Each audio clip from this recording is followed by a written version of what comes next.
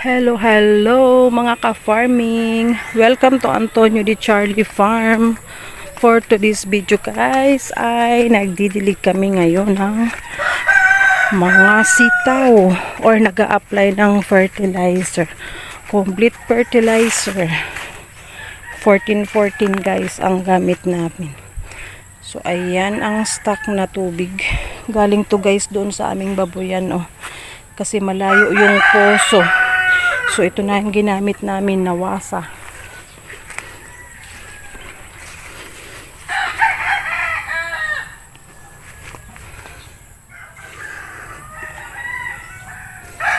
May langgam pa.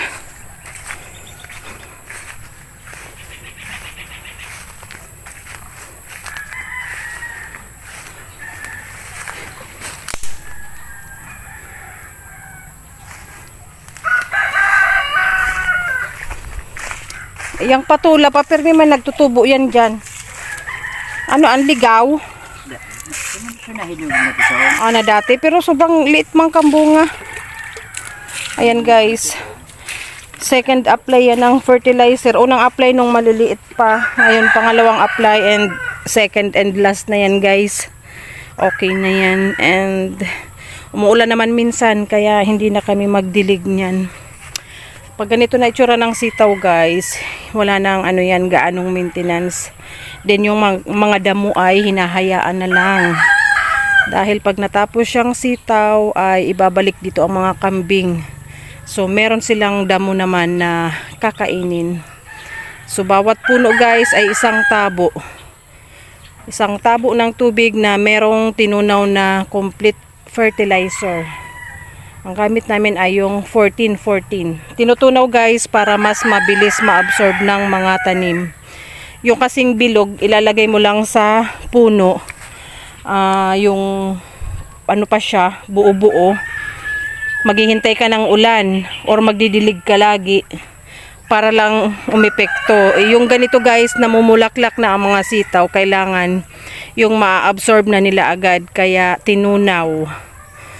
Tunaw na complete fertilizer. So para mas mabilis mag bit-bit ng tubig, malaking tulong yan guys, yung karmatilya. Malaking tulong sa pagdilig, pag-harvest, kinakargahan ko yan ng mga gulay.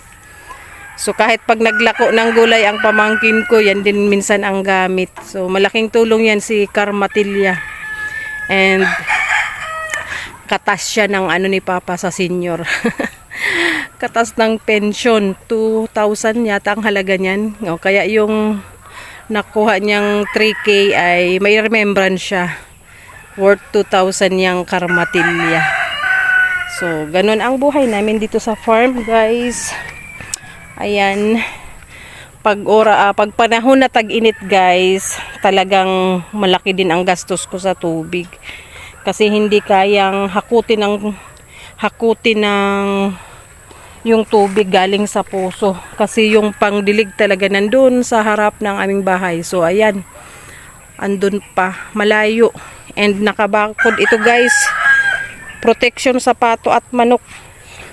Kasi pag walang net, kabubulaklak pala, tutukain na yan ng pato at manok. So, sayang. Wala tayong ma-harvest. Ngayon na merong net na bakod, ayan.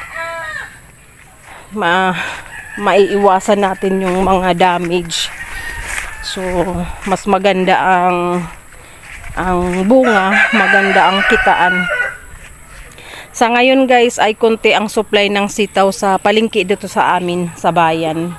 So nung isang araw tumingin ako, medyo maganda ang presyo and kukunti ang supply. Hindi gaya nung sa una naming tanim na natapat na isang bagsakan dahil meron daw hektaryang nagtanim ng sitaw sa taas ng gowa. So, yun, natapat na timing namin na ganun. Bumagsak ang presyo. Ito guys, sana matiming pa, hindi pa bumaba.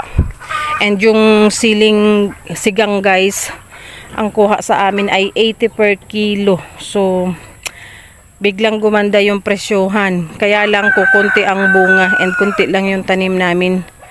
Mag-a-apply din doon ng fertilizer para mas umusbong and mas magbunga ng marami. Ganyan lang guys. Iniipon yung tubig dyan sa drum. Dyan tinunaw yung fertilizer. Din gagamitin yung karmatilya para mas magaan maghakot ng tubig. Mas mabilis ang trabaho. Kasi mabigat yan guys, ano na yan, timba na yan na sa pintura. Mabigat, ayun oh, nasasagi yung ano, magpapagapang ng mga sanga-sanga. Dito naman sa sitaw guys, araw-araw talaga kailangan mong ikutin. Merong mga nahuli oh, mag-start pa lang gumapang.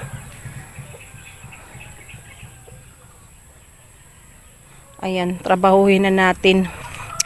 Trabahuhin na natin ang mga tanim na nagpapakita na ng pag-asa. Ayan, lahat na siya may bulaklak. Abangan next week, sigurado sa mga susunod kong vlog guys. Ayan, magsawa kayo sa sitaw. Maumay kung baga. Tingnan nyo to guys, isang puno na to. Hindi siya mataba, isang straight lang. Wala pang lumabas na sanga. Pero tingnan nyo naman, oh, 3 dahon na magkakasunod nagbulaklak na. 1, 2, 3. So, ganyan maganda. Kasi tuloy-tuloy yan. Then, ito yung sitaw na mahahaba. Long yard.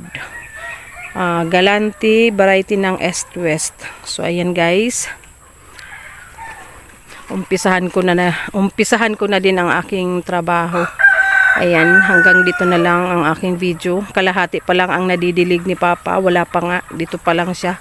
Ito hindi pa nadidiligan. So, ayan. Babalikan ko kayo guys sa mga panibagong update ng aming pinakasabit. Yan yung fertilizer na hindi pa natutunaw. See you again next time. Bye-bye.